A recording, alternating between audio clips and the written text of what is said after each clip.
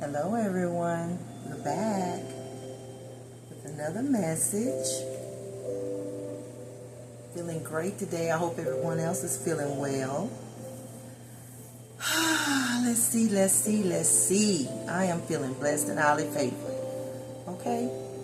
Blessed and highly favored. Okay, so we've been talking about everything that King Solomon had to do to cleanse, to clean the land so that he could receive the promises that had already been paid for by his father David. The life that David lived was a secure foundation. But instead of leaning on his father's laurels, he gets with God. He has a dream. And in the dream, he's talking to God, and God tells him to ask for anything that he wants. I will give you anything that you want. What is it that you want? So God is searching the heart of Solomon. See where his heart is. I know where you are positionally. You're a prince, about to be king. But let's see where that heart is, what that heart do. Let's see what's on your mind, how you're thinking. So God petitions him and says, ask for whatever you want, I will give it to you. And he asks for wisdom. Wisdom to lead the people. Wisdom to lead himself. He's humble. He takes it as a privilege, to be chosen.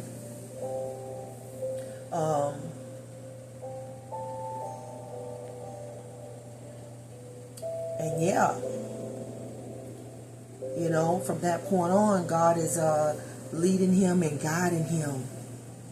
Nobody's around. His father is gone. His father's done passed away. He is trusting God with everything in him to lead him and guide him into all truth. God, I'm young. I don't know if Solomon's age was, they say, anywhere from 12 to 20 when he was crowned. Okay, so that the father's gone. Once he is crowned, we know that David is already, transitioned. And Solomon, being is just the first wise thing, is just the thing that denotes it. Because God said, because you didn't ask, for money, because you didn't ask, to kill, and have power and all of that over your enemies, because you asked for what was just with the Hierophant, he becomes the face of wisdom. God said, I'm going to give you everything. I'm going to give you that and everything you didn't ask for. Okay? For real, you can have whatever you like because your heart is right. Your heart is in the right place. I can see that you are a son. You're mature. Okay? You know what to ask for. Okay? So I'm about to, show you who you are in me. And do it to a point where the world is shocked. Everybody can see that you are what? Blessed and highly favored. So he done got rid of all the Shimei's and the Joabs and all of the rivals and enemies and defenders, offenders, all of that. Enemies of his father. All of this is done so we can live in this level of peace. Not just himself, but everybody like him. All of God's children can live in this state of being. Okay? And in this tower, it becomes a good thing. Okay? Things that are not solid have been torn down. People who are not solid have been dealt with, put out, separated. Okay? Remember God says, with the wheat and the tare, he says, let them grow up together. Let them grow up together. The wheat and the tare. Those that are of good use to me and those that or not. Can't do nothing with it. Okay? Just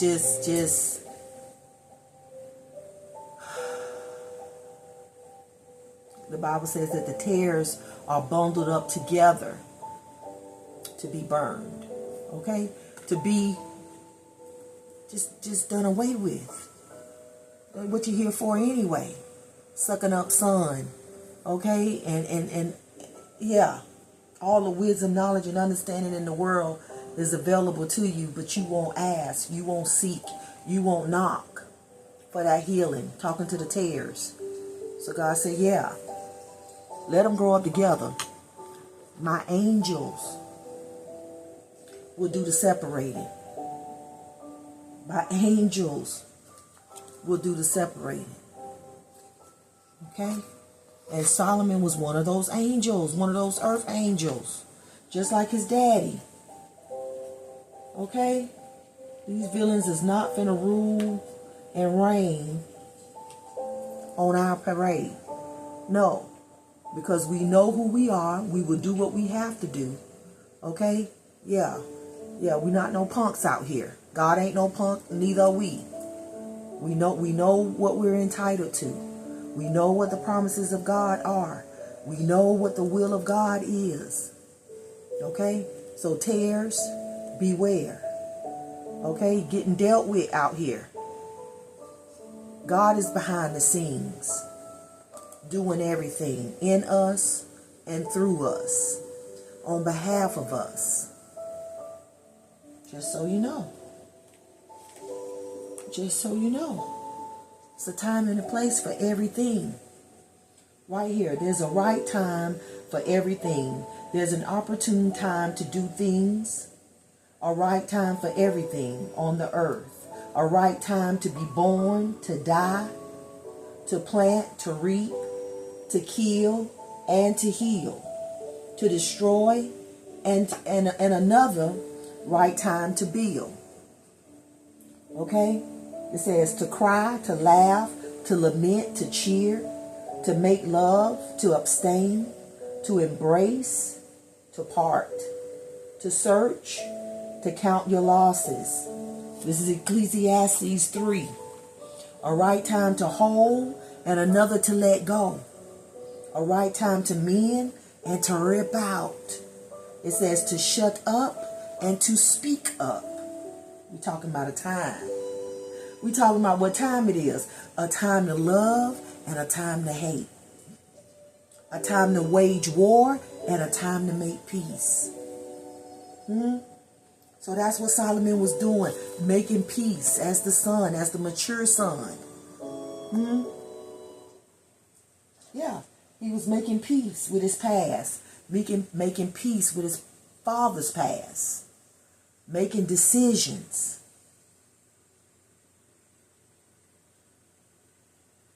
That will cause there to be revisions on how things ran and were running, okay? We're not going to have these criminals just running rampant in our lives, okay? People who with the wrong motives, straight up villains. Straight up villains. People that come to kill, steal, and destroy. Wake up, rise up, everything they do. Everything they think about is a thought or an action to destroy you. We can't have it. We can't have it. God said you can't have it. It's a time for everything, okay? So, yeah, when it's time, do what you got to do. Do what you got to do to rise, to live and not die. Get rid of who you got to get rid of. Okay? Deal with people accordingly. Be wise about it. My son, David told Solomon before he died. He said, son, Shimei, don't trust him. Don't trust him. If you want to live in a land, if you want to have hope, and you want to live in a land of the free, you want to live as a free man, don't trust him. As soon as he get off track, you know what you got to do. As soon as he get off track, track him down. Hunt him down with the words that he said is how Shimei got caught up.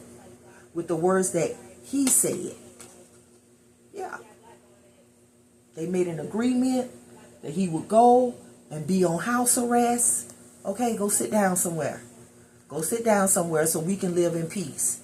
And for 3 years, he did that. 3rd year, he crossed the boundary. He crossed the line. Okay? He ignored the word. He didn't take heed to advice. He didn't honor the oath that he made with Solomon or David. Okay? I was going to say fake as can be. Okay? Yeah. So yeah, this is our reality. We got to deal with it. We can't ignore it. Can't just overlook it. Because you know what the devil does? He waits for a more opportune time. He'll sit. He'll wait. Be patient. So we have to be aware. Wisdom keeps us aware.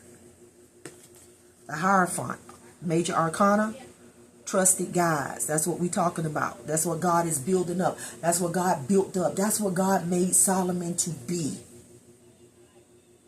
A trusted guide for his people. Loving. Yeah, caring, kind. All the things that you would want in a king.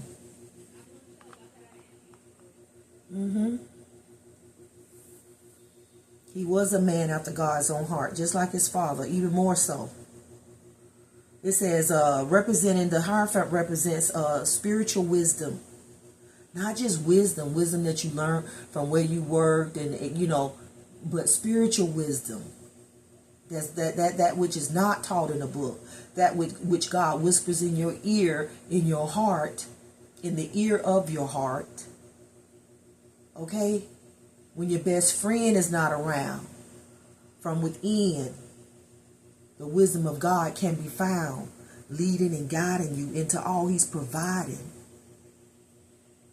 After we focus on him, after we cleave to him, after we have patience, we receive from him. So this Hierophant says it represents spiritual wisdom and structured belief systems. Okay, structured belief systems. Okay, practical lessons include seeking wise mentorship, honoring established rituals without sacrificing independent thought, and learning to internalize moral truths rather than blindly obeying external dogma. External dogma, blindly. Just, you know what I'm saying? Well, you know, the church say that we, the people say that we, the pastor say that we, you know, nothing against it. I know I'm saying it in a joking way, but I'm not meaning to be disrespectful. I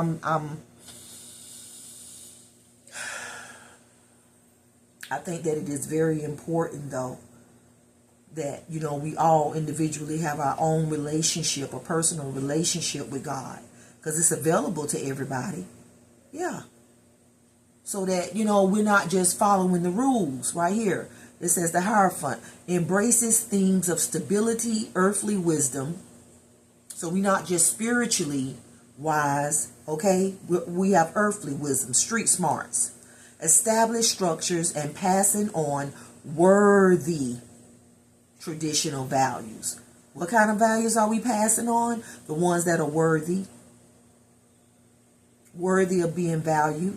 It represents spiritual mentorship. Spiritual mentorship is taking me to Isaiah 54. I don't know exactly which verse, but it talks about there where God says, your children will have me as a mentor. And I be holding them to it. You said my children will have you as a mentor. So when it's times, you know, because I have young adults, you know, 22 and 24, and I have a 30-year-old too, but the 22 and 24 are still, you know, here. And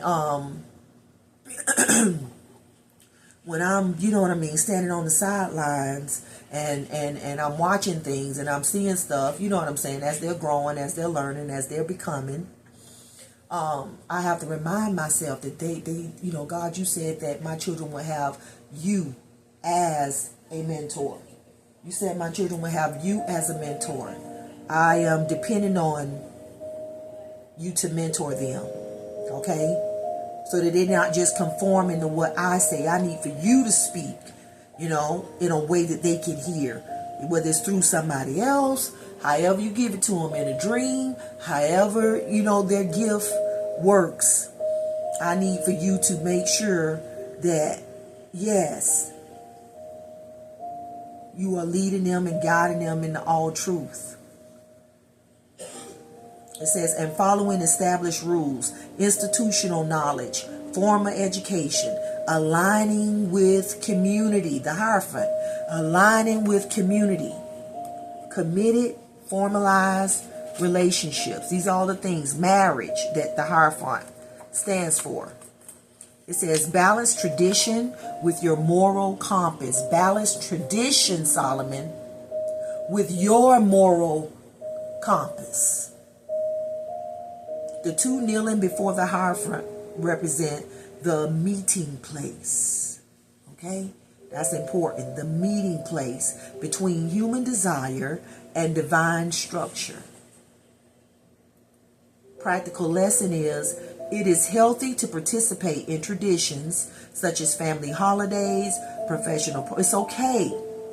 It's healthy, even, they saying, to participate in traditions such as family holidays and professional protocols or study groups. Study groups like going to church. It says, but you must always check these practices against your own conscience. Like, don't do stuff you don't even believe in. You know, don't live by stuff you don't believe in. Practice. Belief should be practiced in your everyday life. It's got to come from a real place, not just from a ritualistic. This is what we do every this day, that day, the other day. This is what we've always done in our family. We've always done it this way. No, he said you got to check it. Always check it. Check these practices, whatever practices they are, against your own consciousness, okay? I don't celebrate holidays, you know what I mean? Like, I don't even have to look at the calendar.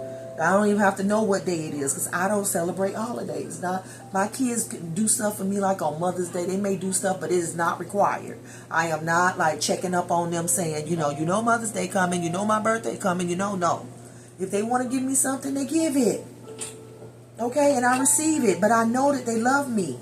So it's never a question where I'm weighing that, how much they love me against what they did for me this day, that day, birthday, any other day. Okay? And Christmas, I celebrate that. No, I celebrate that in my own way. I may have my own, internal, celebration going on, but I don't have to worry about how much money is going to be spent on this day, that day, holiday, whatever, because I don't get down with it like that. Learn the rules before you break them. While it can sometimes symbolize rigid conformity, the Hierophant teaches that understanding the rules of the game is essential for mastery. It says, in your career or creative pursuits, study the foundation of your craft thoroughly. Once you deeply understand the structure, then you can innovate and adapt effectively. Once you understand the bottom line, then you color outside the lines and know it's going to be okay. It's going to add a little aura to it, a little flavor to it, a little ra-ta-ta. But the root of it, the core of it is solid. It's sound. It's approved of by God. Your aim, your goal. Okay? It says, identify your teachers and mentors. You do not need to figure out everything out on your own. Actively seek out teachers. Actively Seek out teachers. Those earth angels in the world that are loving, okay, that are healing, caring, kind, compassionate, want to see everything grow and be well on a soul level. You do not need to figure everything out on your own. Actively seek out teachers, coaches, establish texts like the Bible for me in areas where you want to grow. It could be any text. You know, you can learn wisdom from a lot of places, not just, you know, the Bible. You can learn something phenomenal from a book somebody wrote about their life. But identify your teachers, identify your mentors, those who God is giving you as guides. Okay. Put those back. Okay. Yeah, whatever area, seeking those teachers and mentors out in the areas where you want to grow. Okay? Where you want to grow. God has mentors and teachers and Solomons, wise and gifted, and you know, it says seek guidance through tradition, teachings, and mentors who inspire you. The answers you need are grounded in tried and true wisdom. For me, I love His Word. I love His law. I meditate on it day and night. Keep me encouraged because it inspires me. The Davids, the Solomons, you know, they inspire me. Watching their lives, how they got through the obstacles, you know, how they went about interacting with God and the people around them. It's inspirational. The answers you need are grounded in tried and true wisdom. By honoring these principles, you'll find clarity and direction. Trust in the power of knowledge to light your way forward. And the Word of God says, the Word of God is like a lamp unto my feet, which is, it lights your path for you, tell you which way to go, what to do. Day and night, meditating. What about this? What about that? No matter what it is, there's somewhere in His Word that you can go to and be comforted. You can go to and be instructed. You can go to and be corrected. You can go to it. You can find yourself in it. You can find yourself in the characters of it. Which is why I love it. Which is why I try to live by as much of it, you know what I'm saying? I ain't trying to do what you know. I'm not trying to even talk about what I'm not living out. Okay, the card clarifying the Hierophant, it says justifiable. Okay, from our deck, wisdom is the new wealth. Proverbs 12:5. It says the plans and thinking of principled people. By honoring these principles, okay, you'll find clarity and direction. The plans and thinking of principled people are just, but the deceitful advice and plots of degenerates, they corrupt, they infect, they pervert, they demoralize, they debased. So you got to know that there's a difference. Clarifying that is another little note card. It says foolish ways versus the way of the wise. The way of a fool is right in his own eyes, but a wise man listens to advice. Okay? This is a picture. I opened up the deck on my character oracle deck, and this is what came out, and I left it like that. Yeah. This is Solomon. Picture of it. Okay? When you just getting that, you don't even know how you got it. He just gave it to me. Wisdom, knowledge, understanding. I simply asked, I simply knocked, I simply was seeking and found it. And it came upon me, and it came up in me, and he showed it to me in a dream. Yeah. However he got it to me though. The Father. Okay? Our Father who does live in heaven. Holy is his name. We want his kingdom to come. We want his will to be done in our personal lives first. Okay?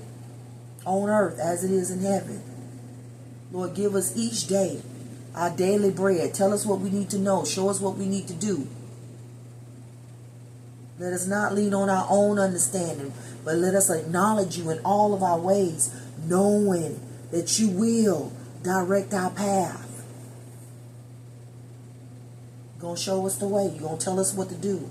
We'll hear a voice in our ears saying, go to the left, go to the right, do this, do that.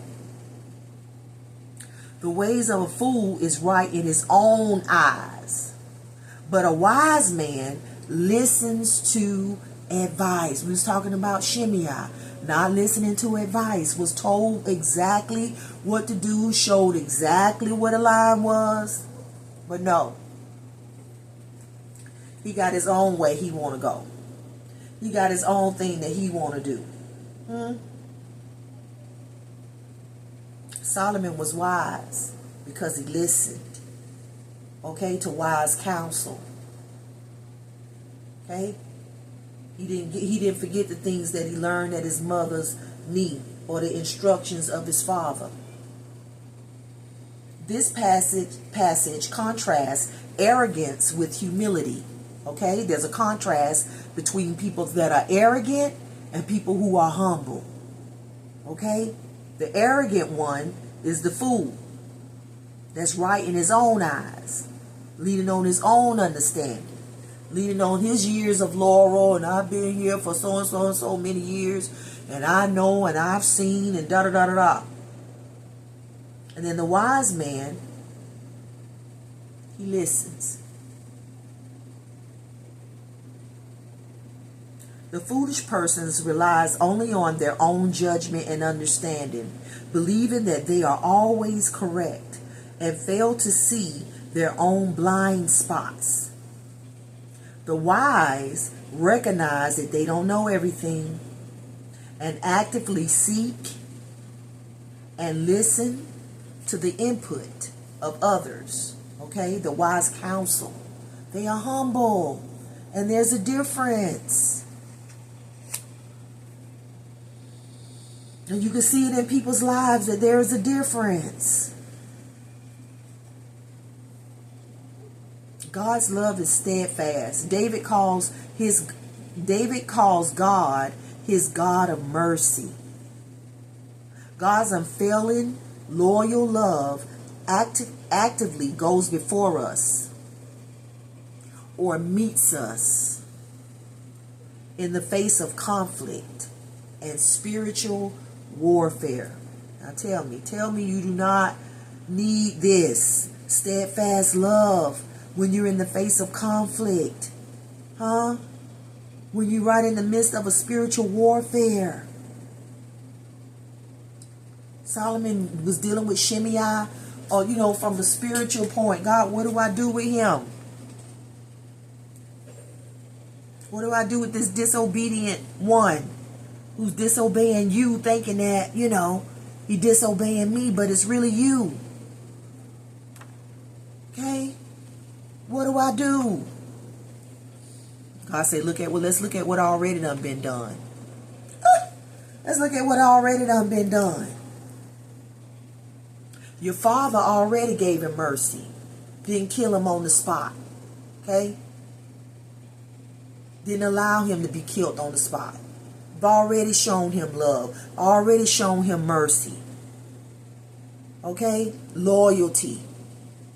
Just because you are part of Israel. Just because you are an elder. David showed him Mercy. The same mercy that God had shown him. David was steadfast.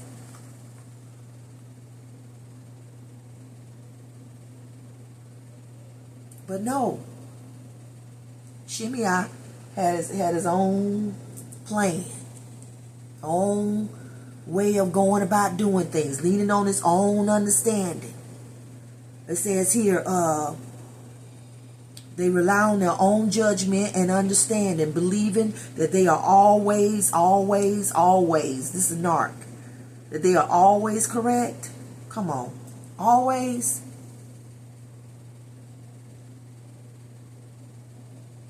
David was constantly, I see this as David. David was constantly, both of these David. Okay, I can see both of them as being David.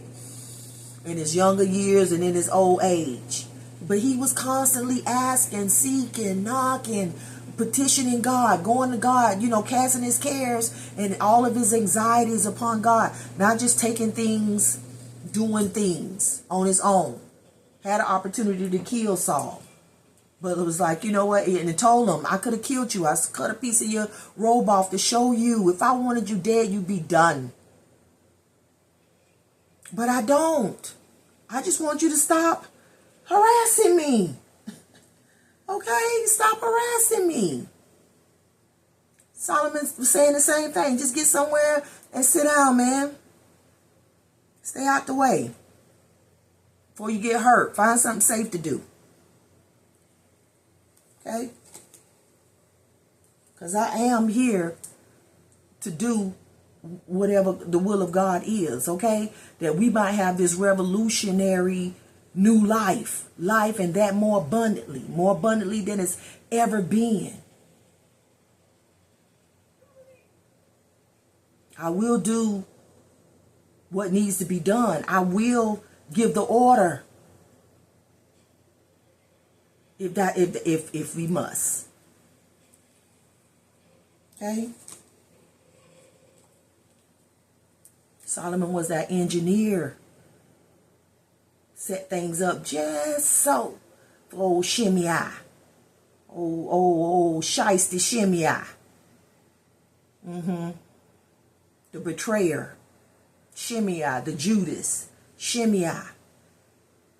Yeah, Solomon set things up just so. I tell you what. We're going to let you live. Because we all about life around here. We want to see people live and not die. Go over there. Sit down somewhere. Build your house. You know what I mean? Live peacefully the rest of your days. And just stay out of the way. But if you cross that line, thinking you're going to betray again, thinking you're going to be deceitful, disloyal, continue to be a conspirator, continue to break bonds. He had it set up just right, in word. Okay? I'm giving you the word. Don't cross that line. Don't do that thing. Okay? Don't leave this place. This is where you are to stay. It was house arrest. But here he come, leaning on his own understanding. I don't know what he was thinking about what his own desires. That's what he was thinking. What he want. What he wanted. That's what he was thinking.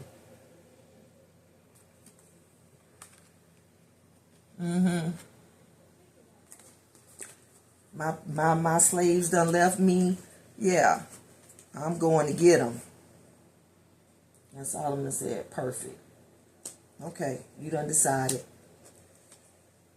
And it will be according to what we done said it's going to be. I got to carry this out. I got to carry this out to the letter. And then we all know that Shimei was dealt with. Yeah. By the word that he said, what he agreed on. I agree that if I leave this place, if I do this and that, okay. Yeah, fast talking. All right. And thought it was going to be just like all the other times. He just like his, taking that grace and that mercy and that steadfast love for granted. Okay, I got a note here. The blessings of Solomon. It says, this is 2 Chronicles 1:1-6. Solomon, son of David, took a firm grip on the reins of his kingdom. God gave Solomon his heart, his mind, his soul, his spirit. He possessed God's way of being and doing. Therefore, God was with him and gave to him much help. And that help made him exceedingly great. God gave him much help, and that help made him exceedingly great. He never forgot that. Solomon, that was the wisest thing about Solomon. He never forgot that. He knew, like his father knew, where his help came from. Comes from the Lord. Comes from the Most High. Yeah. Blessed and highly favored. Blessed and highly favored around here. Lord, we thank you for your blessings. We thank you for your favor. Next card out, we have guidance. The Osho deck. And then the card clarifying that is, the grace of God is great in my life. That's the title. The grace of God is great. The grace of God in my life is great. It says, you'll take delight in God, the mighty one. You'll look to him joyfully, boldly. You'll pray to him and he'll listen. He'll help you do what? Solomon say he'll help you. God gave him much help. He'll help you do what you promised. Solomon say, I want to lead, God. Help me to do. That mediator in between.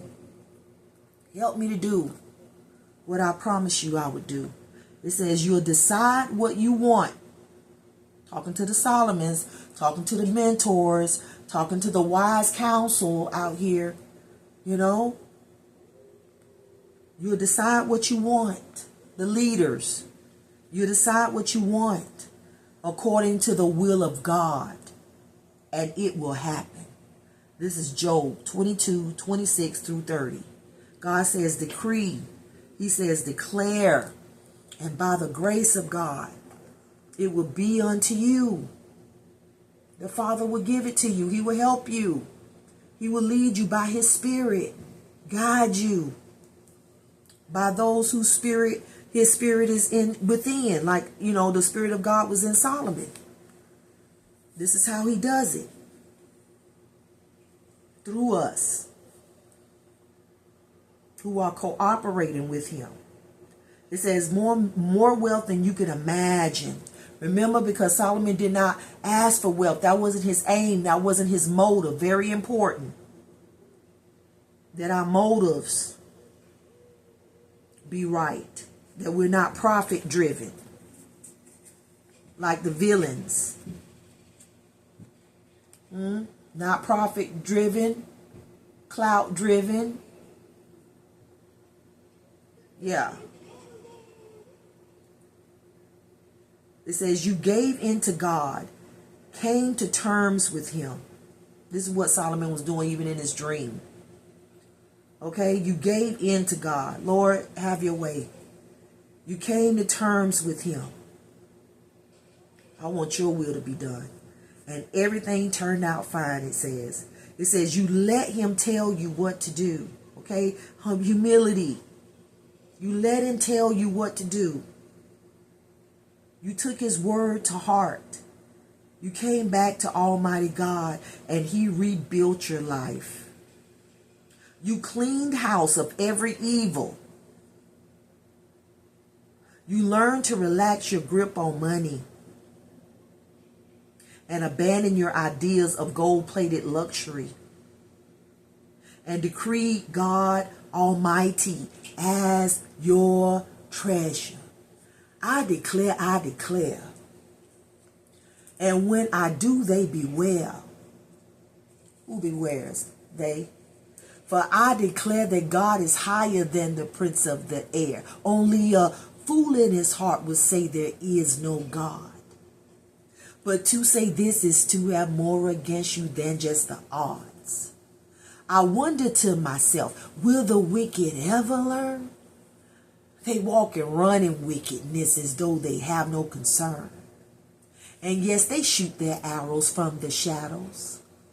They even line up in rows. But right one, don't look defeated, for behold, blazing coals are heaping upon their heads. He's sweeping them with scorching winds, burning them with sulfur, reminding them of how this ends. Rejoice in the Lord and be glad to you who do obey. You who have heard what he says and waits to hear him say. Those who serve the Lord will be redeemed without a doubt. Don't wait until it's over. Go ahead and get your shout out. Declare. And when you do, they'll beware. That's right, declare. And when you do, they won't dare. Come on, declare. Let's get the wheat from the tare. For we declare that God is higher than the prince of the air. Yeah, that's what we declare. We declare that God is higher than the prince of the air.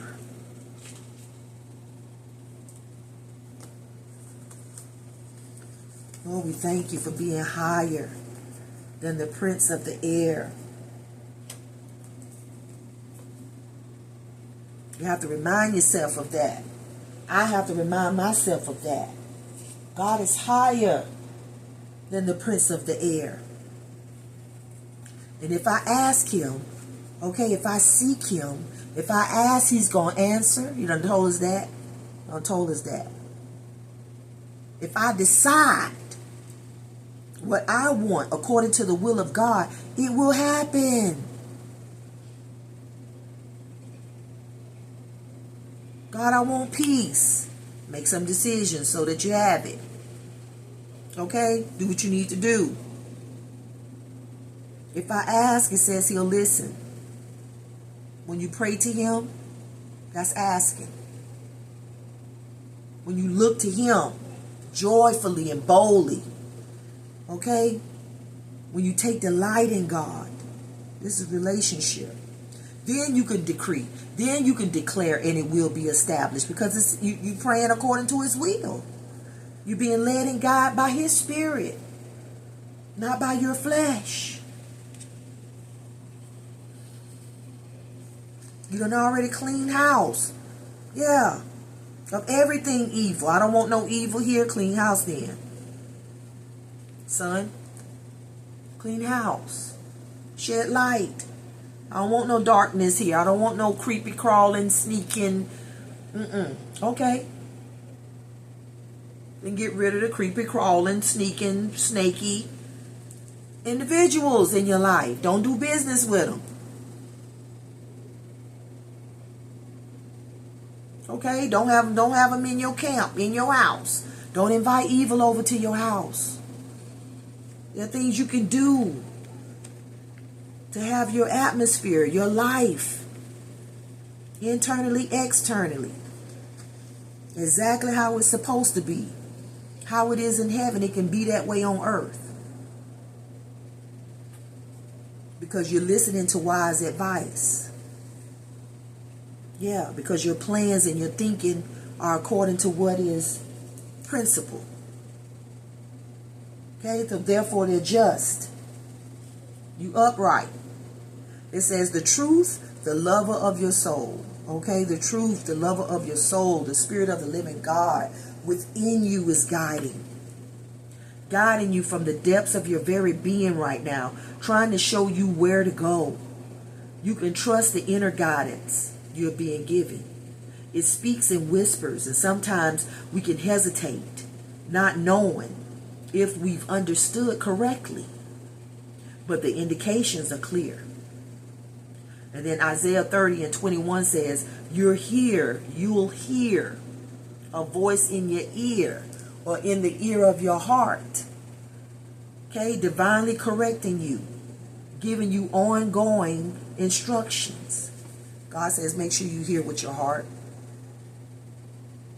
Lord, lead me on and let me stand. It says, in following your inner guidance, you'll feel more wholeness.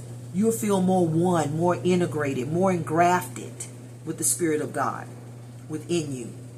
It'll be as if you're moving outwards from the very center of your being. If you go with God, His words whisper. If you go with God, He whispers words and will show you the way. Sweet Holy Spirit, Christ in me, my hope of glory. Christ in me, His way of being, His way of living. The Spirit of the living God. Yeah, Solomon was a type and shadow of that. The Spirit of the living God being on the inside of you, leading and guiding you into all He's providing. The guidance of God within. Sometimes we're reluctant to trust the God-given guidance coming towards us. It's because we're so accustomed to taking our cues from the outside rather than from the inside. Yeah, we got to break that. Grew up that way, did it, always done it that way, but we're realizing, yeah, can't always do it that way. Yeah.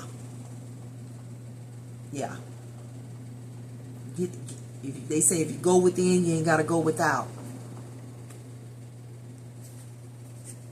McCall's journey.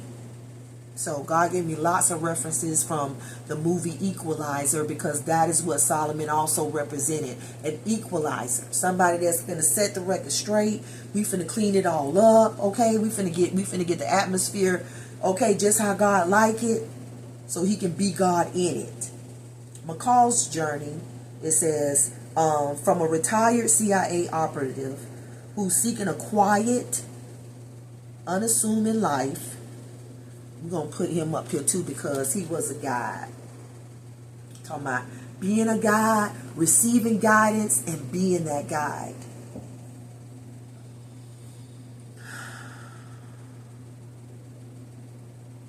Okay, so this Mr. McCall is a retired CIA operative who's seeking a quiet, unassuming life to realizing his ultimate purpose, protecting the vulnerable and exacting justice. What is he doing? Protecting. He got to be this so he can protect the vulnerable and exact justice. It says, here's a quote. It says, the two most important days in your life are the day you are born and the day you find out why. Yeah, these jokers is falling. Okay, these spirits is falling. Got to get rid of that. Cast it out. Cast it down. Cast it aside. Lay it aside. Every weight that so easily besets us. Okay, get us caught up. Lay aside those weights. That's guidance. Get rid of those people, places, things, stuff.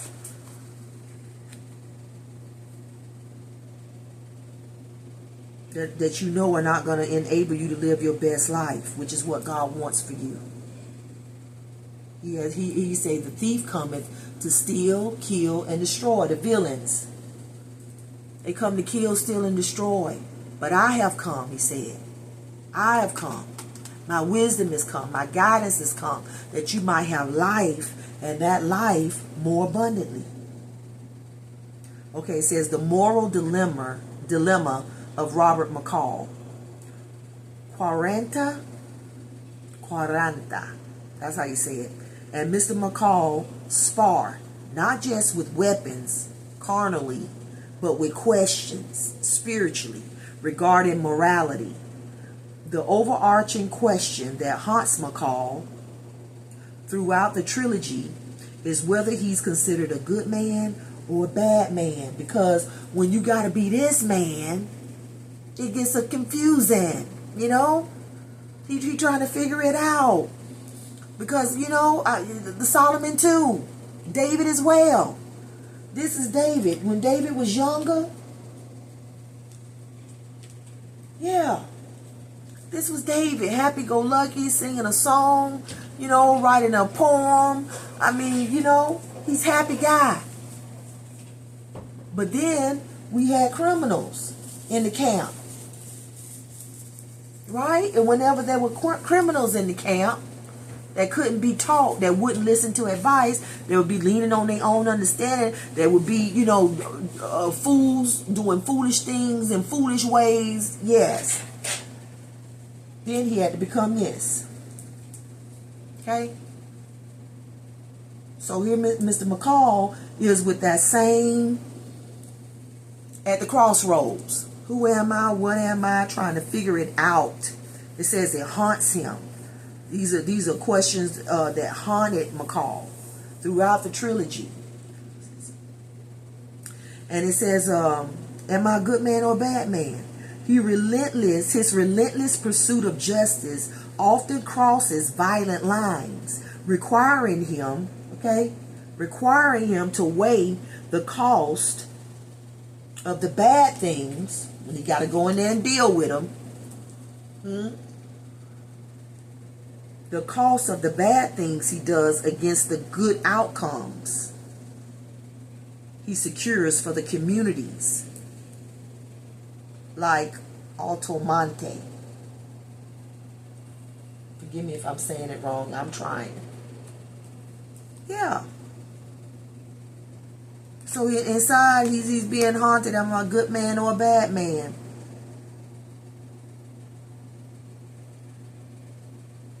He was whatever he needed to be when he needed to be it, to do what needed to be done.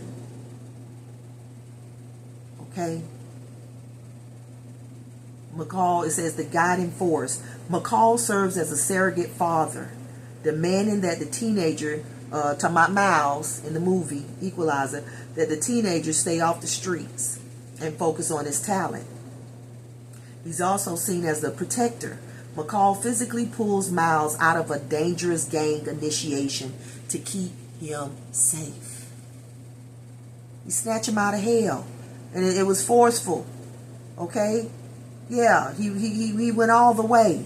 Loving hard, loving deep, tough love. Come on, Miles. Miles, come on. Fathering him. It says McCall confronts Miles about his choices. Behind the scenes, the cast and crew explicitly describe their dynamic as a father-son relationship, with McCall learning how to guide a young man toward the right path so you don't end up here. Okay? Locked up. They won't let you out, or dead. This is about sonship. Okay? Sonship. The love of God. The steadfast love of God. Come on, Miles. God of mercy. God's unfailing love. His love, that love that McCall had for Miles did not fail him. It says educating young men. The protection of God coming through Mr. McCall's fathering him. A father figure and a mentor for Miles. Hey, Mr. McCall, why me? It says Miles is unappreciative at first, but McCall doesn't let up. Okay? Steadfast love. This is God's steadfast love. This is what it looks like in our everyday lives sometimes when God done planted a father figure around you to help guide you, to say things to you so that those words will be a lamp unto your feet. What he said to Miles? Stay off them corners, son. But he asked Mr. McCall, hey, Mr. McCall, why me? And then Mr. McCall says to him, why not you? He said, let's find out together. Okay? He says, he challenges Miles to make something of his life instead of blaming his circumstances. Okay? He's teaching him manhood. Be responsible. Be accountable. You have a choice. He kept telling them that over and over again. You have a choice. Okay? You know it ain't going to be easy, but you have a choice. This is what you're getting ready to do. What they trying to talk you into doing when the gang was about trying to initiate them. That's easy. Huh? What'd he say? Come on. Put it right here. 5 pounds of pressure. 5 pounds of pressure. That's all it takes. Easy. This over here, what I'm trying to help you, see, is the better way. It's the long way. It's not easy. But it's going to be worth it. It's going to build character. It says you got talent. You have a choice. This is what Mr. McCall said to him. Mr. McCall steps into the role to guide the talented but troubled teenager away from the influence of local gangs and inner city violence. It says Mr. McCall acts as a vital male role model for Miles, showing him that he has a choice about his future and encouraging him to channel his artistic talents. Okay? Channel them. Put all that energy into you, into what you love, into your gift, into your craft, into what God has created you to do here. It's not this. This road that the devil trying to get you to go down, that's not it. God got more for you if you want more for yourself. Life coaching, it says, he acts as a moral compass, teaching Miles the value of taking responsibility for his own choices and future. Take responsibility, son. Take responsibility. You know what's right. Deep down inside, you know what's wrong. You know what's good. And you know what's bad for you.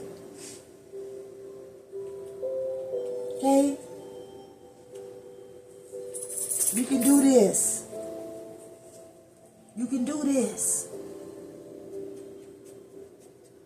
You're not just anybody. Another somebody. Chosen to be an example and not a statistic.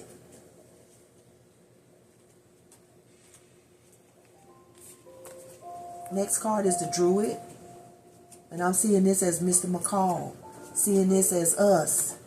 Okay, myself. Those earth angels. Okay? Who call to heal, to say something, do something. Say something, do something from your heart with love that will heal the world, help the world, grow the world, comfort the world, love the world that you live in. Hold space. Hold space.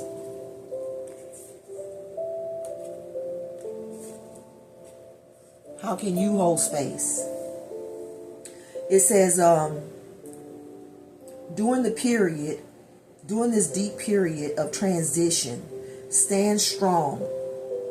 Okay? Remain grounded and trust the process of change without making drastic, fear-driven moves. See, that's what Miles was getting ready to do. He was getting ready to make a drastic, fear-driven move. They was trying to hype him up. Man, he killed your brother. You need to go out there. You need to do this and blah, blah, blah. Woo, woo, woo. Fear-driven. Fear-driven.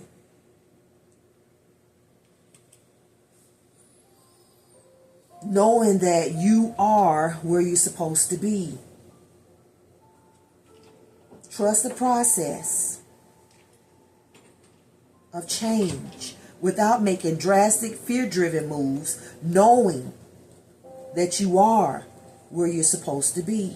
Wise one, you are where you're supposed to be. Storytellers, you are where you're supposed to be. Craftsmen, poets. Father is saying you are where you're supposed to be. So be who you are, where you are. Hold space. Be who you are, where you are. Hold space. You be that father figure, be that. That spiritual mentor, spiritual person, just in general. Wise counsel. Don't know how you got it, just God gave it to me. Once was blind, but now I see. Storyteller right here. Like David, the psalmist. Solomon, the proverb, wrote the Proverbs and Ecclesiastes. Be. And God is still fathering us. Through the father figure that Solomon was, that David was, that Jesus was.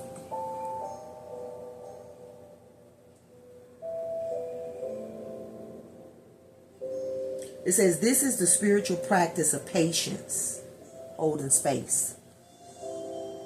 During your time in the ashes, it is the act of staying rooted in your center. We never see Mr. McCall he never leaves his center. He's always centered within himself. Know what he gonna do. Okay, I don't know what y'all gonna do, but I know what I'm gonna do. Okay? Mr. McCall stayed centered. Who he was and why he was that way, what he was doing, why he was doing it the way he was doing it. He understood that. Stayed centered. Stayed rooted and grounded. It says avoiding impulsive decisions out of anxiety and trusting that you are exactly where you need to be to heal. You are exactly where you need to be to heal. Think of a tree. It has strong roots, yet continues to grow and bear fruit. Your life will be a reflection of this. Okay, with that tree and that druid.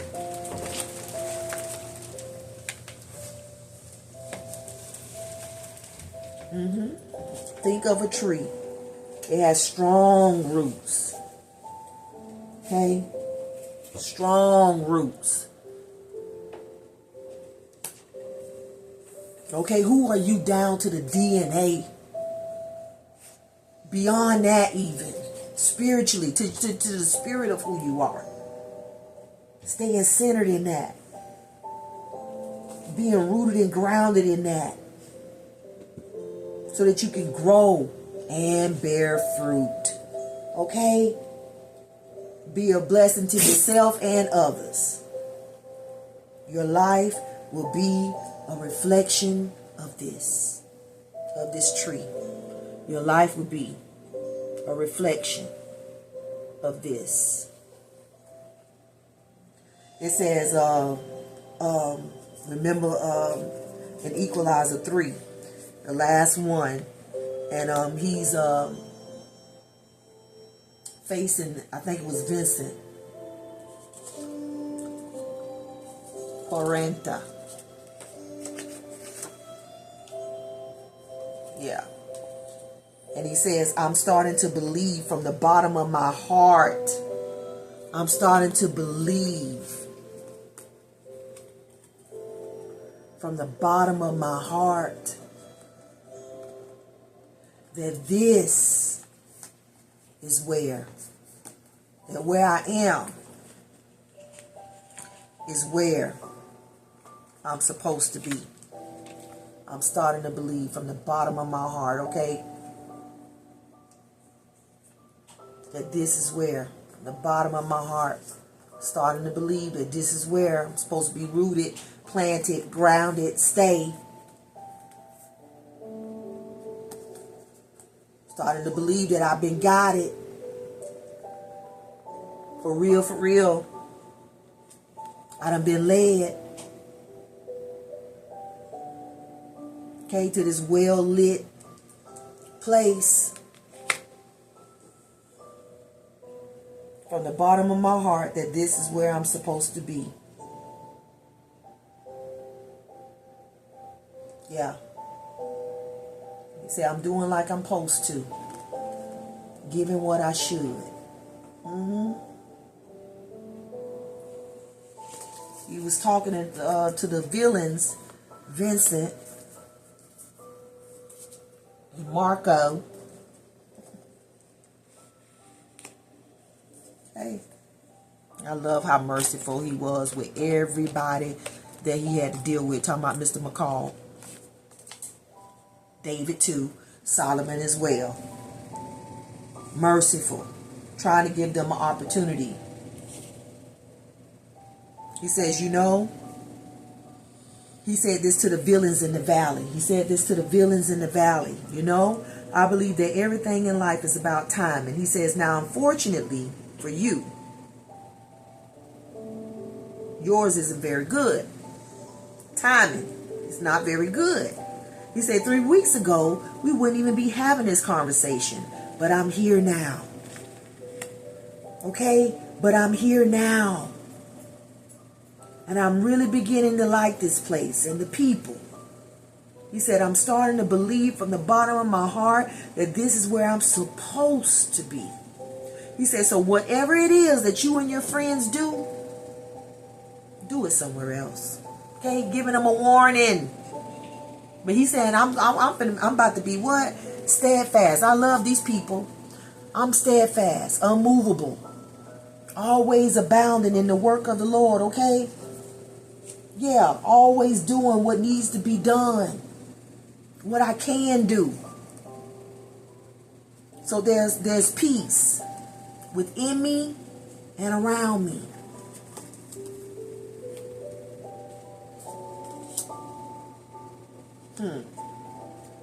I say hold space. Hold space. Somebody needs you to hold space. Somebody needs to see the God of mercy. The unfailing love of God. Okay? The loyal love of God. See it activated in your life. Yeah. Mr. McCall met that boy. Met that child where he was. Thank you, Holy Spirit. Met him where he was. Right where you at. Reminding him that he has a choice. He has a choice. You don't have to do what they doing. You don't have to do what everybody else is doing. You have a choice.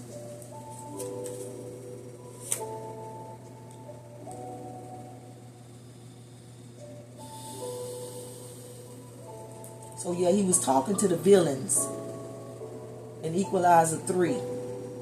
Vincent Quaranta. It says an unflinching. This man was an unflinching. Let's talk about the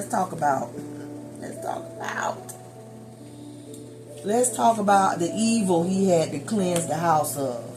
Okay? We already know that Solomon dealt with Shimei, who was Judas in the flesh. Okay? Everything Shimei did was for personal gain. He didn't care about nobody else in the camp.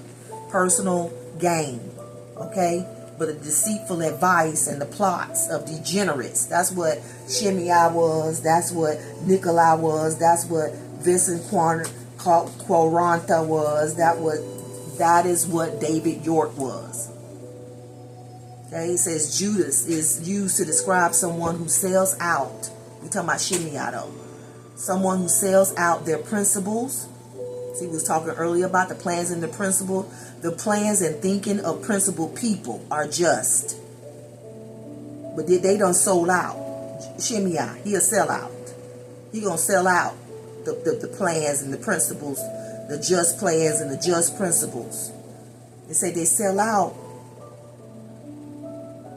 their principles or colleagues for personal, financial, and political gain. They are betrayers of trust. They are betrayers of trust.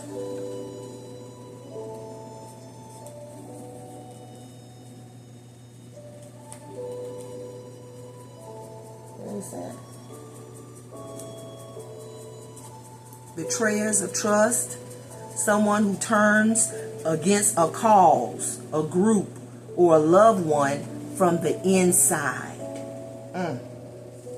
Worst kind. From the inside. Family. Close friends. People. Judas sat at Jesus' table every day. Every day.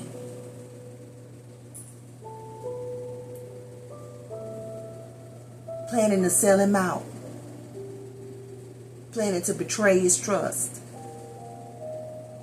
From the inside.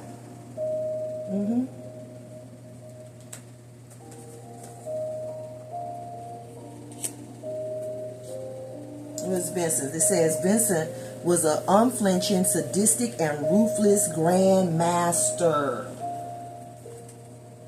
Grand Master. Okay? Use all his gifts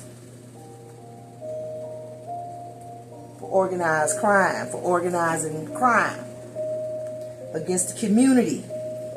This says a unflinching, sadistic, ruthless Grand Master.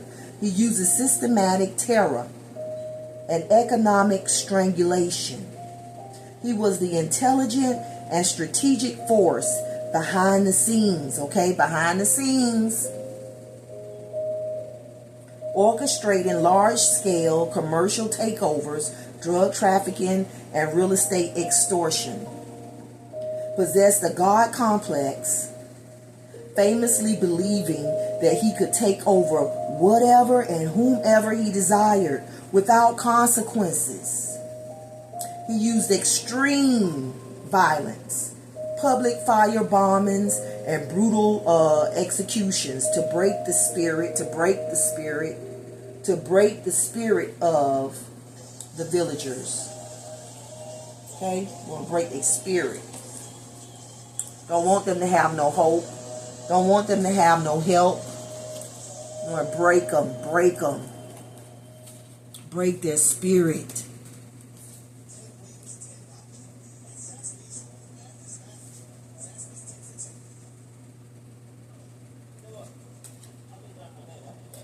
To break the spirit of the villagers and force them out of their generational homes, okay?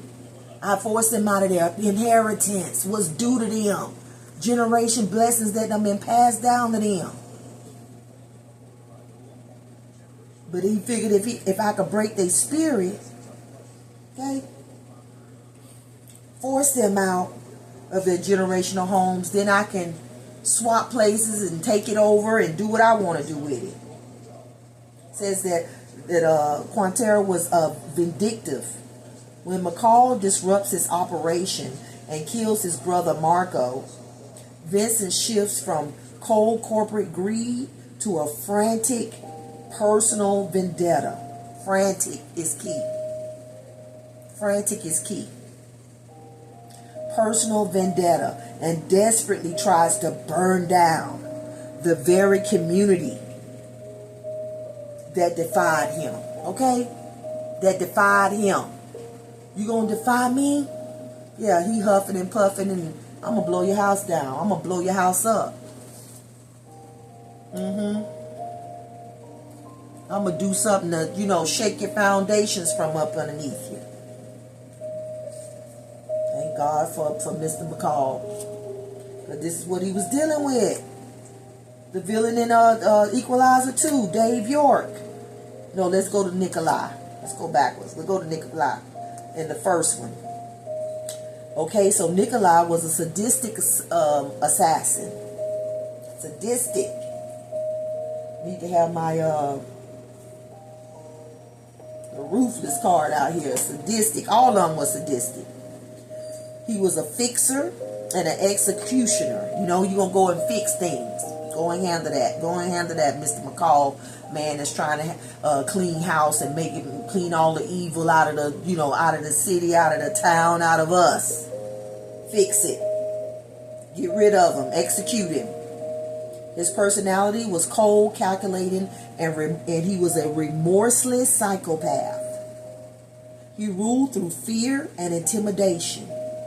An expert when it came to being combative. highly intelligent, and deeply trained in torture and spilling blood. He was a covert killer. Covert killer. Talking about old Nikolai. And then Dave York in Equalizer 2, it says the turncoat, or the dark reflection, represents what Mr. McCall would have become. This blew my mind when I saw this. So they're saying that Dave York, in Equalizer 2, represented what Mr. McCall could have become if he used his lethal skills for greed instead of for justice.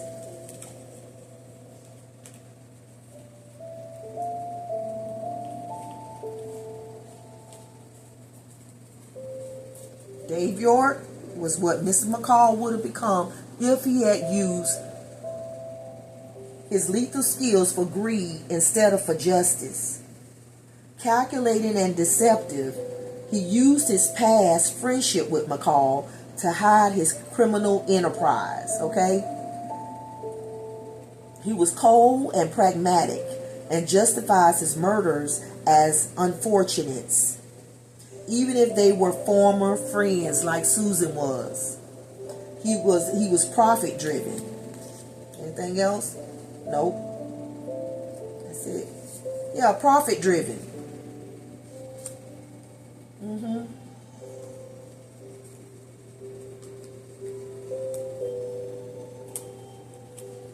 So this is what had to get cleaned up. In Solomon's situation, in Mr. McCall's, situation, the life that they were living in had to be cleaned up. Cleaned up. So we gotta have that destruction. Gotta get just as calculated and cunning and all that. Yeah, be as cunning as the snake to catch one. Okay? What Mr. McCall told Nikolai? Say, what do you see when you look at me? Tell me, what do you see when you look at me? He let them know, I know you see me. I know you see me. And it's a time and a place for everything. Now, y'all thinking that just because, they was watching him, and when he would go to work, they would see him around, at the Home Depot, being a help, being friendly, loving, kind, fatherly, nurturing, all this good stuff. And they thought that was a weakness. That's what gave him the strength. You're not finna come in here and take nothing that's mine. Not my friends, not my, who God done gave me the mentor, none of that. So go somewhere else and do whatever it is y'all do. Okay? Or else I'm going to have to deal with you. Shadow to shadow. I've done some bad things, he tells Nikolai. I've done some bad things in my life, Nikolai. Things I'm not. He fathers them to the villains too. I love this movie. I've done some bad things. Oh, that's that mercy, that God of mercy, like David say. I've done. He letting them know. I've been where you at. I've done some bad things in my life, Nikolai. Things I'm not proud of. I promised someone I love very much that I would never go back to being that person. It says, but for you, I'll make an exception.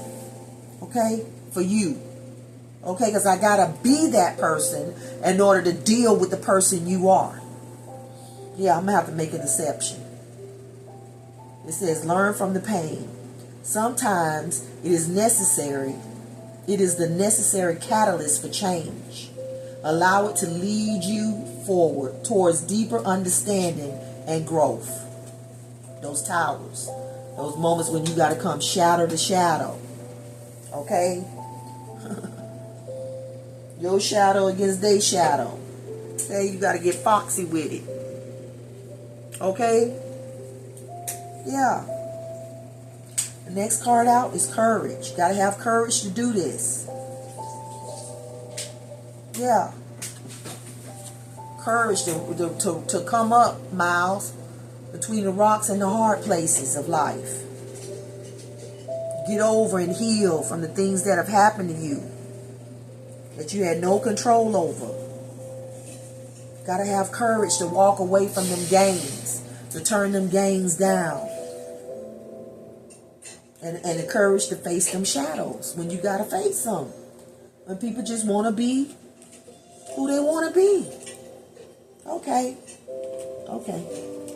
Want to be that way? Let we be. Let we be. However you want to be. Okay, because the sun is shining on me. Yeah. I'm where I'm supposed to be. Going up right through here, through these cracks, through these rocks. You ain't supposed to be there. How you got there? And you just in the middle of nowhere, right where I'm supposed to be. And got the courage to be here. It says, just like the lotus, we too have the ability to rise from the mud. This is clarifying this from Butterfly Blessings. Okay, it says, just like the lotus, we too have the ability to rise from the mud, to bloom out of darkness and radiate into the world. It says the wildflower must be courageous, must meet the challenge of rocks and stones in its path, to emerge into the light of day. Surrounded by an aura of bright golden light, it exposes the majesty of its tiny self and humble beginnings, but it's unashamed. It's equal to the brightest sun. It says outgrow your difficult circumstances, okay? It says remain steadfast, unmovable, always abounding in the work of the Lord, okay? Always shedding light, always being happy, and okay, as much as possible. Good disposition, centered, wise, teachable. Okay, with this wildflower, it says you're called to those who are being cast out, cast down, outcasted. Your life will be bathed in light. To those who feel low, you'll say chin up, be brave, and God will save them. Yes, even the guilty will escape through God's grace in your life. Remember the guilty. Miles was guilty of painting all that graffiti and all that he did on that building. But Mr. McCall looked past his faults and saw his need of a father. Looked past his faults, saw the criminal in him. But come here, hold my hand. Let me lead you on so you can stand. So you can stand and grow. I see your situation, but you could do better. I see a light coming from you. I see a shine. I see something more. I see you could be brand new. I see you can heal. And live to live a different life. Mr. McCall hadn't changed his life. So he knew it could be possible. And even though he'd be wavering, going back and forth, with who he was and how he was created to be. He had to get comfortable with that shadow side of himself. Government had used it in war, how they wanted to do it. He knew he didn't want to be that person no more, which is why he faked his death in the movie. Got out of that situation and started just,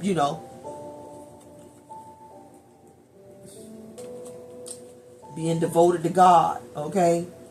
Doing what God wanted him to do, when God wanted him to do it. He had the know-how, had the loyalty and the discipline, just had to be loyal to something new.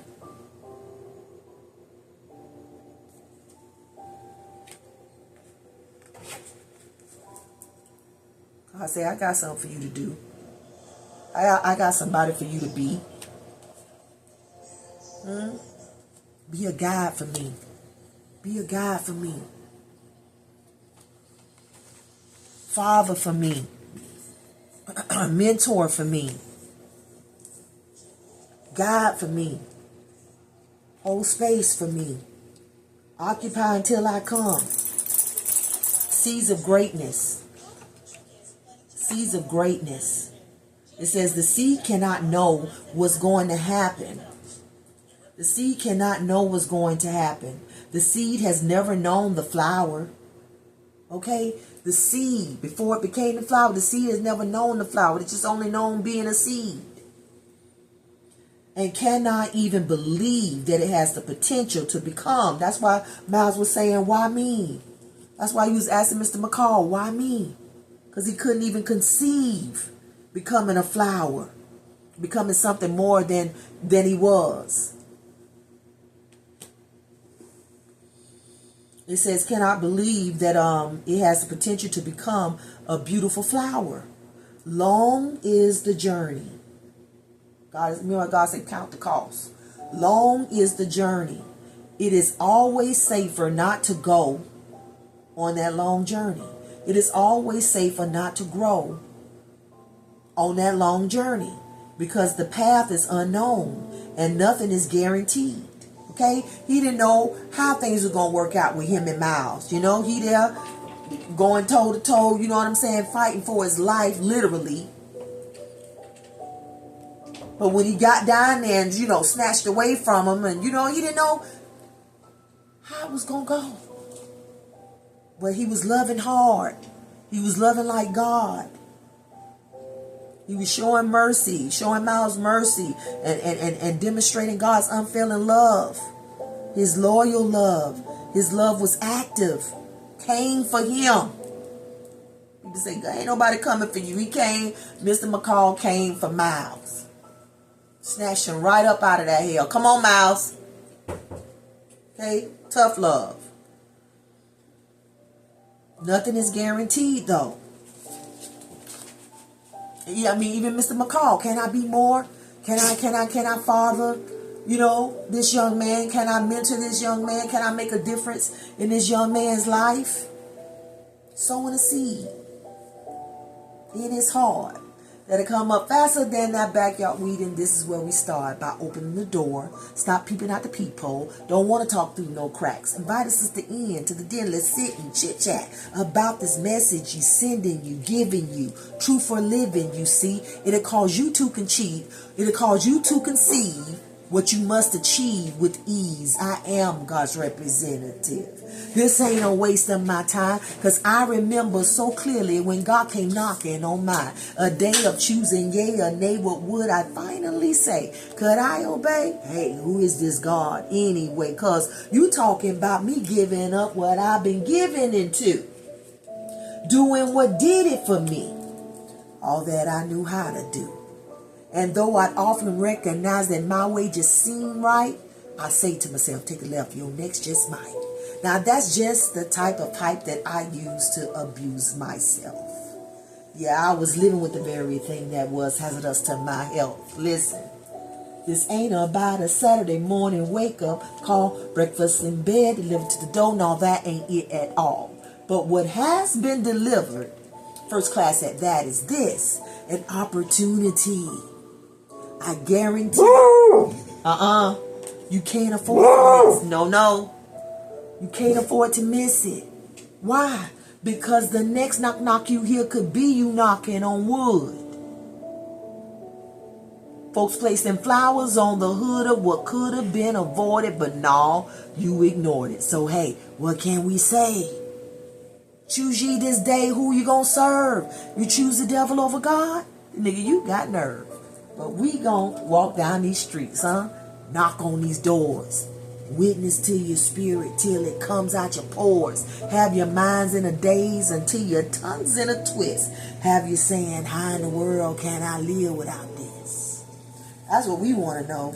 How can you live without this wisdom, this knowledge? That's what God want to know. How you planning on living without, without his wisdom, without his guidance? How you going to come up through this, that, and the other? Hey, you need help. It says, the seed and the humans have the same path. Much courage will be needed. It says there was no danger for the seed in its comfort zone. The seed could have survived for millennia, but for the sprout, many are the dangers. Okay, when it's sprouting up, when you're just coming up, many are the dangers. But the sprout starts towards the unknown, the sun, towards the source of enlightenment. Okay, being guided from within, growing out, outgrowing people, places, and things. It says, but the sprout starts towards the unknown, the sun, towards the source of enlightenment, not knowing where, why. Great is the cross to be carried, but a dream possesses the seed, and the seed moves. And the seed moves. Okay, the seed begins to grow. The seed begins to push through. Okay, it's going to require a lot of courage though. He's letting us know, count the cost. This ain't going to be easy when you turning down them gang members. It ain't going to be easy now. Turning your back, going the other way, following that inner guidance, following the Father. It ain't going to be easy, but it's sure going to be worth it. You're going to come out right. You're going to come out on top. Got to be vulnerable first, though. Okay? Be vulnerable. Be teachable. So you can have a chance.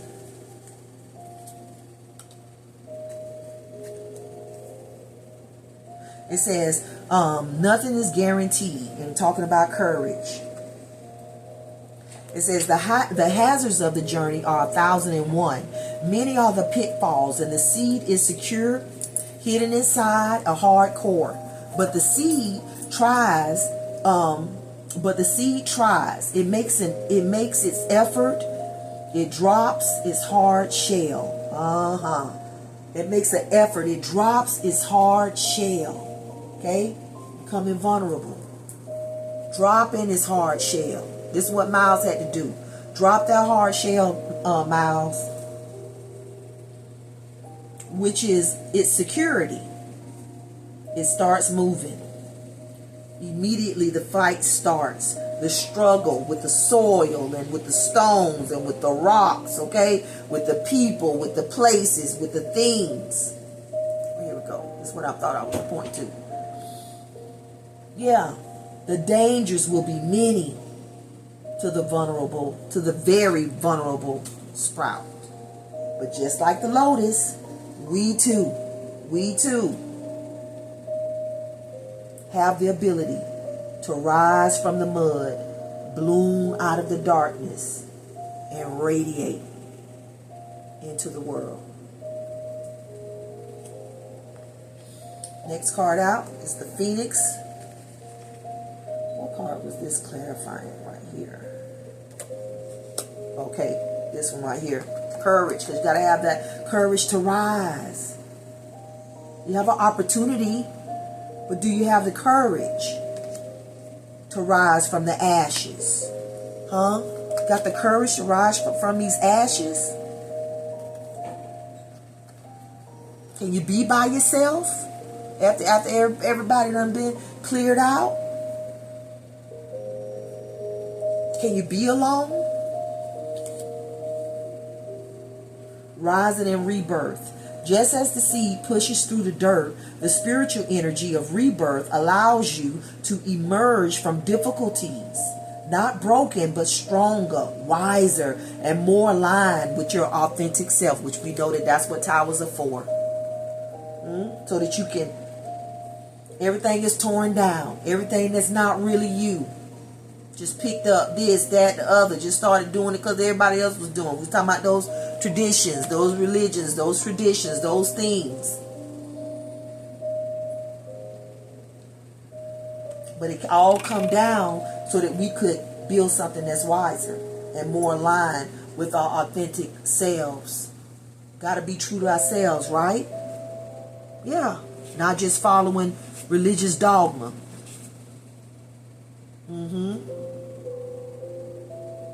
But we are internalizing the moral truths rather than blindly obeying external dharma. Got to be guided from within.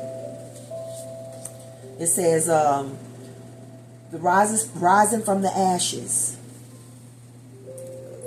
Okay, rising from the ashes represents spiritual rebirth, purification, and renewal after a period of intense hardship.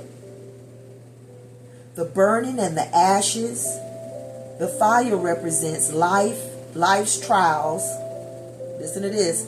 The fire represents life's trials or the collapse of things that no longer serve you.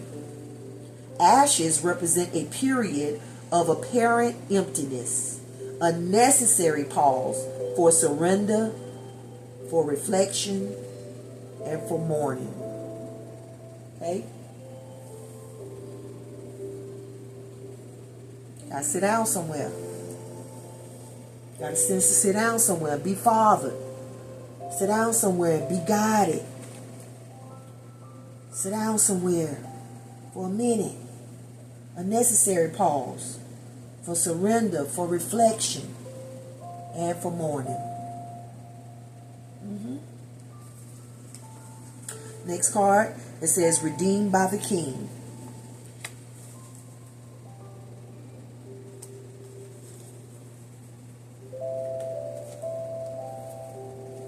Redeemed by the King. Okay, the card, that's a clarifying card. The next card is learn from pain. And it's funny how these is all coming out. Similarities. Talking about the same thing. Breaking ground. Breaking through. From within. Redeemed by the King. Wait a minute. It says, learn from pain. Pain is the catalyst for change. Pain is the catalyst for change. That's something to remember. Pain is the catalyst for change. It'll help you endure it better. Because you know that it's what has to happen. It's necessary. Allow it to lead you to go deeper. To deeper, it says, allow it to lead you to deeper wisdom and growth. With deeper wisdom comes growth. Deeper wisdom. Allow it to lead you. Allow the deeper wisdom, the wisdom of God, like Solomon did, to lead us.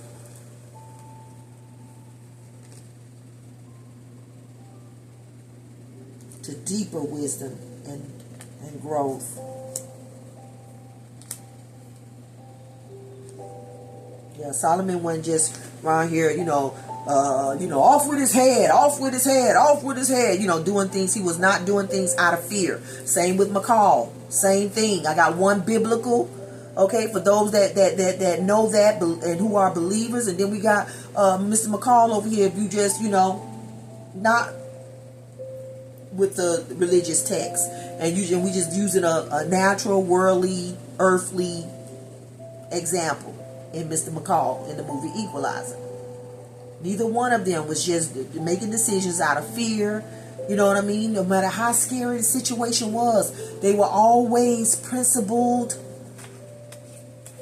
thinkers, principled people, people of principle, thinking people, planning people, people who plan.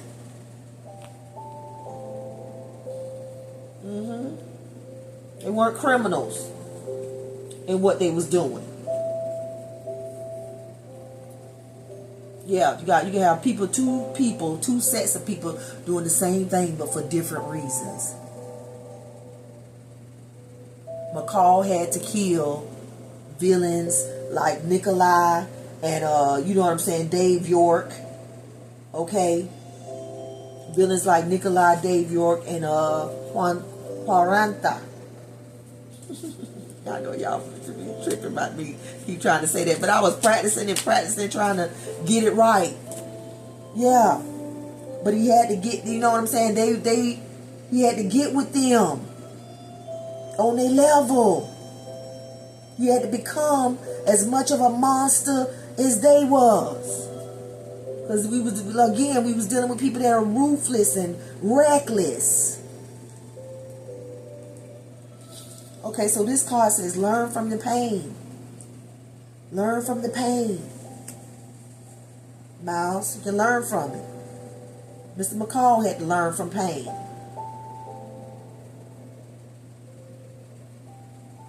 We're all learning from pain. But it says, redeemed by the King. God took you from where you were to where he has called you to be. God took you from where you were, okay, underneath the ground, under the bottom, under the dirt, under the rocks, under the hard places, under the difficulties of life, to where you are now, okay, shining like the noonday sun. God took you from where you were to where he has called you to be. Called you to be. That journey wasn't easy. It wasn't easy coming up through them rocks and them hard places. It wasn't easy, but here you are. Here you are. Holding space. Here you are breaking through. Here you are out here shining with God's grace, amazing grace,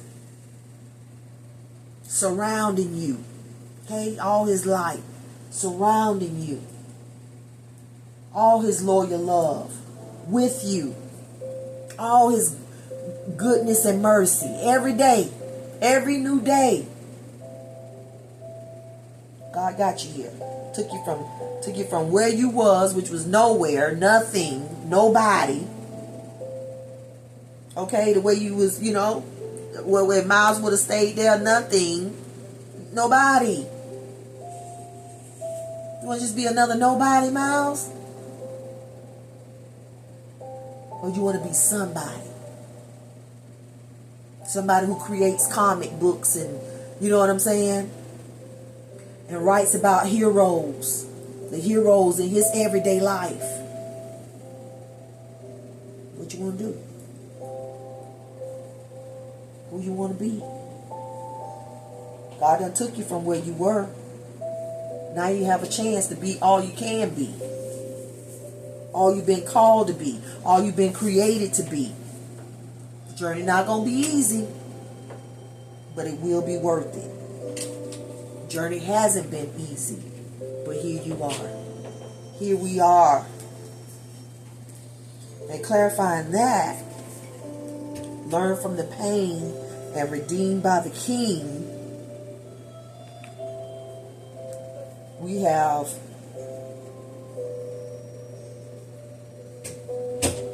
God-chosen friends.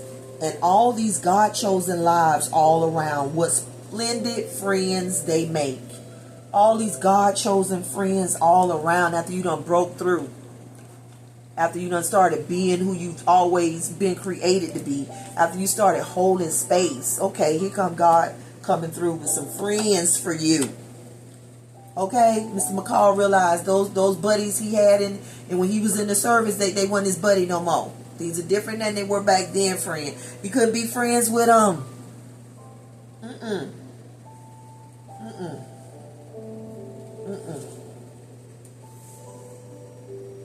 Yeah, I know we all learn the same thing, but you doing it for reasons that are for profit, for personal gain.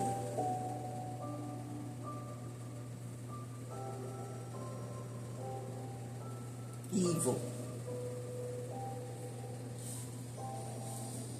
It says, obtain what remains. Okay, it says, surround yourself with a community of believers who share your faith and make encouraging and excellent companions. Who make encouraging and excellent companions. Surround yourself.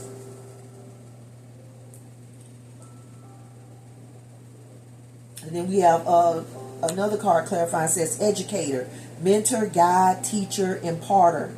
Possesses a foundation. An educator possesses a foundational, universal pattern of wisdom. Passing down knowledge. Come on. Passing down. There we are, elder. Passing down knowledge and guiding personal or professional development. Guiding personal or professional development. I want to see you develop. You, the temple of God. You, the kingdom of God within you. I want to see it be developed. This is why Mr. McCall was fathering Miles like he was. Holding space for Miles like he was. I want to see it developed. This is why Solomon had to make the decisions to get rid of the shimmy eyes in the kingdom. Because we're not going to prosper. We already divided. Because you over here saying one thing and doing another. We can't walk together no more because we don't agree. You won't let God father you, shimmy eye. Couldn't teach the old dog new tricks. Didn't want to learn no new tricks, which is fine. But Solomon had to do what he had to do in order to be blessed, in order to receive the blessings that God had for him. He had to get rid of the evil, clean house of all evil. It says the educator, the mentor, the guide, the teacher. Okay? The imparter. When you're imparting your wisdom, knowledge, and understanding into others. Those who God has given you to mother, to father. Mother, father. To mother, to father. To lead, to guide, to counsel. To even correct. Like he was doing Miles, correct. Come on, Miles. Miles, come on.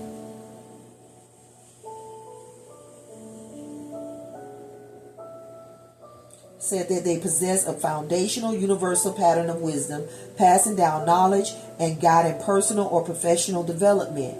Acts as a bridge between ignorance and enlightenment. Okay? Between ignorance and enlightenment. You a bridge.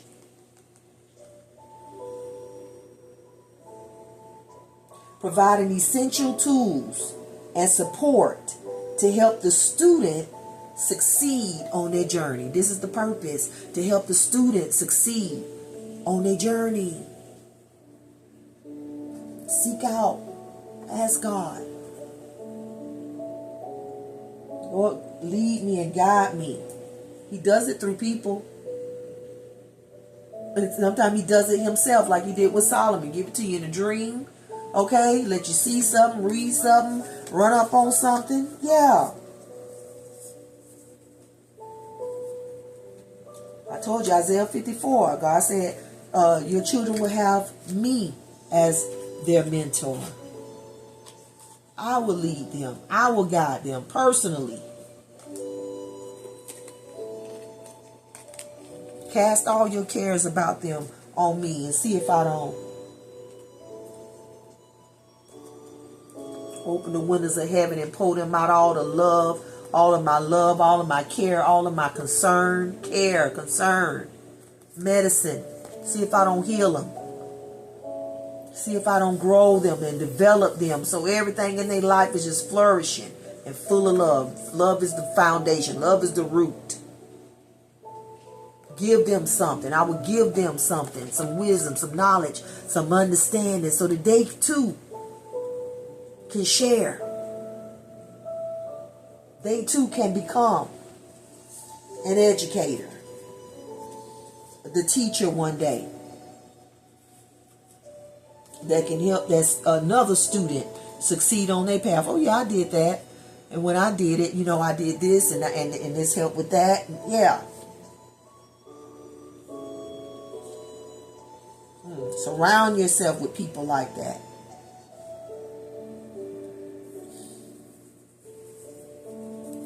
Life will make a believer out of you. Remember in the movie with Mr. McCall, question kept coming up. Oh, he asked the young lady, I cannot remember, I think it was Emma.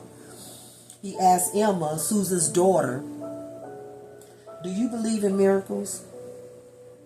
And she said, you mean a series of random acts seemingly falling into the right place at the right time? No. Okay. He was fathering her. Then she asked him the question, why me? Not knowing you my best friend's baby. So I'm looking out. Looking out for you like she looked out for me. Because remember, Mr. McCall went to Susan for her wisdom. He went to Susan for her wisdom. For what she was knowledgeable in. And could help him to, get some advice. He didn't just take it upon himself. I done did this. I can kill anybody, anything, anywhere. No. Who am I dealing with, Susan? What is this man capable of doing? Is this something I need to let slide? Or what? Or shall I pursue? Okay? Based on what you tell me, I'm going to make a decision. Shall I pursue or just leave it alone? Let me see what I'm dealing with. What am I working with? Can you look into it for me? And of course, yeah, she even gave him permission. Be who you were created to be. Be who you were created to be. You created to catch criminals, McCall. You created to bring, the evil down. You here to create a safe place. Hold space so that we're safe. That was the favorite part about your wife that she loved about you. Go be you. Because yes, this man is evil. Evil, evil, evil. And he will not stop. She told him he will not stop until you and everybody you love is dead. And this is so sad, but this is the day that we living in now. Okay, well, we got Nikolai's, you know what I'm saying? Nikolai's on the street. In charge. Quarantas, you know what I'm saying? On the street and in charge. Nikolai's, Dave Yorks, okay, from the rooter to the tutor. Shimmy eyes, whether it's religious or what, don't matter. This is what we got. This evil has to be cleaned up.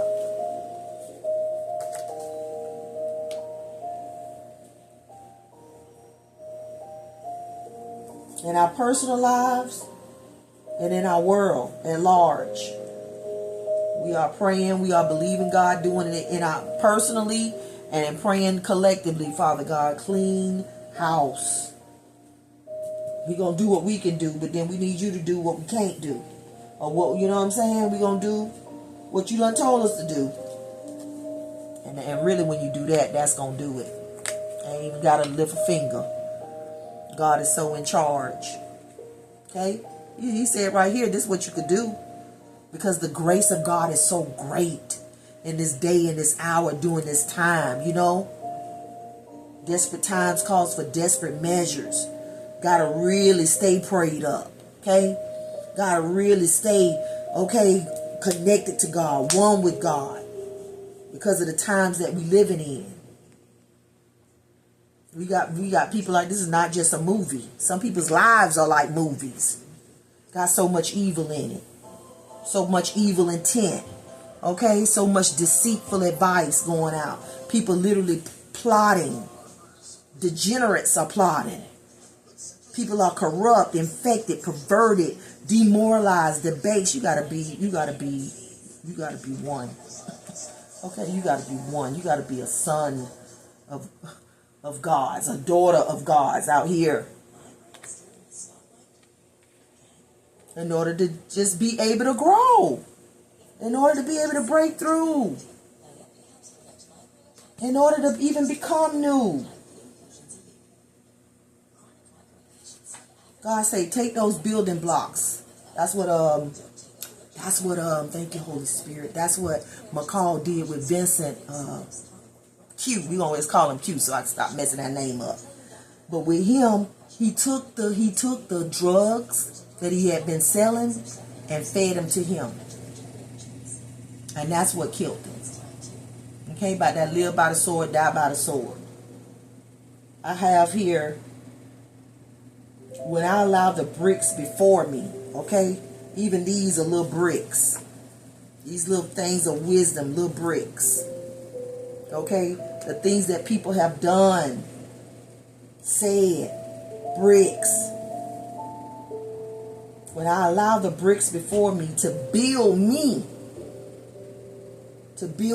up, you got to allow those bricks to build you up. When I allow the bricks before me to build me up, it is then that I become great. It is then that I become a soaring cathedral, a safe place for people to run into. Okay? Because you got the wisdom, you have the knowledge, you have the understanding, you have the experience, you have the prayer life. You can get an answer. Yeah, you become. Lord, prepare me to be a sanctuary. And this is what he's been doing with all the adversity, preparing us to be sanctuaries, which is what we really are. Safe places that people can run into, have conversation with,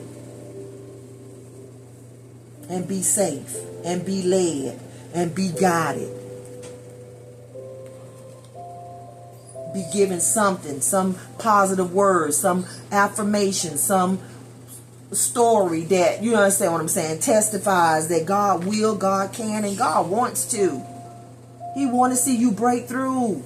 He wants to see you come through as pure gold. Jesus wants to see that. He wants you to live and not die, so you can declare, come on, so you can declare the works of the Lord.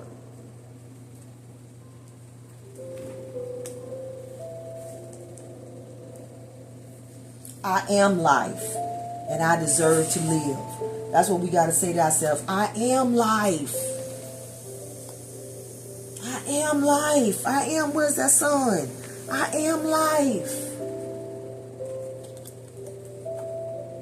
And I deserve to live. We knew not to sell our soul, okay, to anything arrogant, empty. I'm not going to sell my soul. I'm going to wait. I'm going to wait. I'm going to wait on the Lord and see what he do. See what he talking about. Okay? I'm going to wait. I'm going to seek and ask and knock so he can tell me something good. Okay? I'm going to go so he can show me what to do. God ideas. So we can live a God life. Live our life in God and God in us.